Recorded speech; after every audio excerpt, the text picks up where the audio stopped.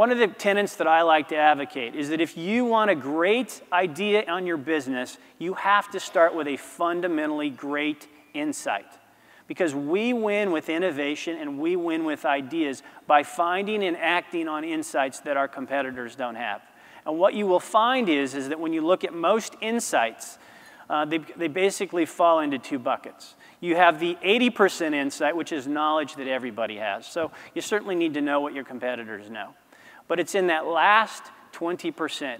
This is understanding that few people have, and ideally only you have. It's in that we create competitive advantage. So my challenge to you is when you work with your insight people, structure your insights to the standard of, is this a 20% insight, and make people defend it. You will hold your company to a much higher caliber, and again, back to it, you put yourself in a position where you're going to get much better ideas. People are way too lazy about stating the obvious and calling those insights inside organizations.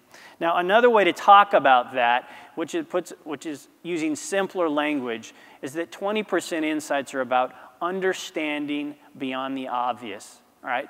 Great organizations get focus on a real rich area, which is our ability to decipher consumers' unarticulated needs and unconscious behaviors. When we do that really well, guess what happens? We get much better at predicting where consumers are going to go and how these are going to relate to whether our new products or new ideas are going to be successful.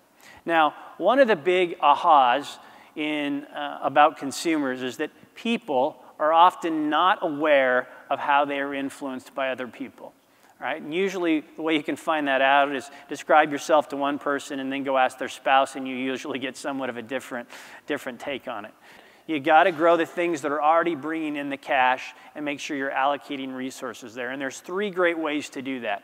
First of all is you have to innovate to add value to what's already on the shelf. And the way I like to think about this with our teams is how are we creating tiebreakers on what's different from our competition?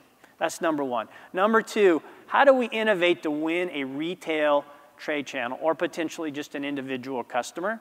And then lastly, how do we innovate to find new usage occasions?